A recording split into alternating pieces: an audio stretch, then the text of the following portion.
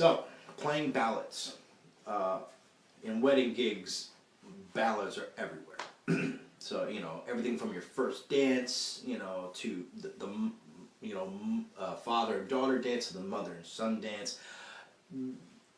Almost 99% of the time, excuse me, I want to turn my snare drum off. Almost 99% of the time, they're gonna be ballads. So it's very, very important that you learn how to be comfortable with slow tempos. So, going back to, I'm going to set my metronome to a slow tempo. Alright, maybe that'll work. Okay, so, ballads. Now, I'm gonna break this down simply, okay? This is where you should start. If you go back to the first video I did, which is on the backbeats, what you can do is, you can use those backbeats, because basically, those are ballads just slowed down, those backbeats, okay? Those backbeats slowed down are basically ballads, okay? You know, at maybe 70 beats per minute with your metronome. Now, usually ballads are played with a light hi-hat, usually, okay? Again, it depends on the style of music, okay? But this is what I go to. Usually, using those backbeats, okay? I use a light hi-hat touch, okay? With your eighth notes, right? And I do a cross-sticking. Now, I'm using different heads, so the cross-sticking will not sound like this on a regular drum-surfaced head, okay? Now, what I like to do is play your simplest backbeat, right, with a cross stick and light eighth notes on the hi-hat. So this is what it's going to sound like.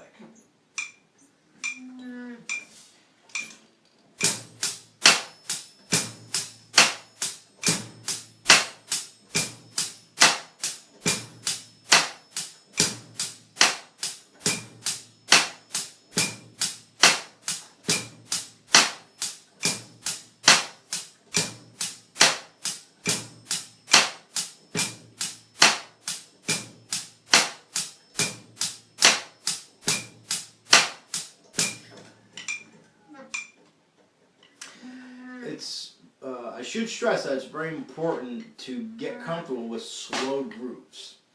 And usually in ballads, you'll change to the ride cymbal for a different voice, for like the chorus or something. So you would have something like a fill build up and then right to the ride cymbal. It would sound something like this. So I'm going to transition right into the ride cymbal.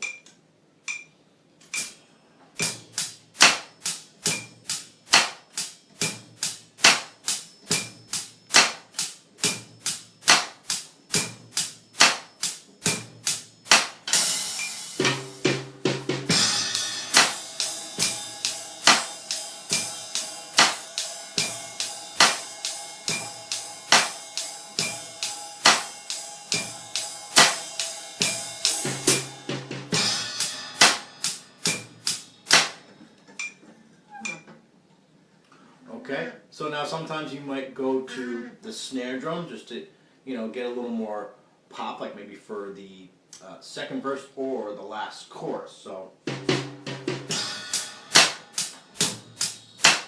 the music starts building. You can go to the snare drum after your fill, right?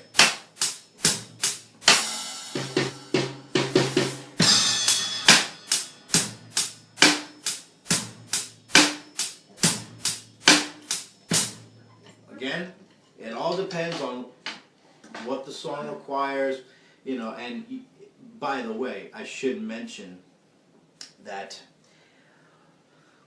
usually the band leader will give you all these songs, so all you have to do is listen to them. And by the way, that's the most important thing is once the band leader supplies you with the MP3s, or if you already have these songs in your computer or whatever, just follow the song as is, you know, just do the actual drum parts and you'll be safe that way. You know, that's very safe. So again, I'm just covering very basic stuff, very basic essentials or essential styles for a wedding gig, because these are important. Wedding gigs are very important, you know, especially if you're in the gigging field. So this is all stuff I teach my students, you know, and A lot of them are gigging musicians, which is great. You know, that's the whole idea of teaching. So, if you have any questions, please hit me up. But other than that, wait for the next video.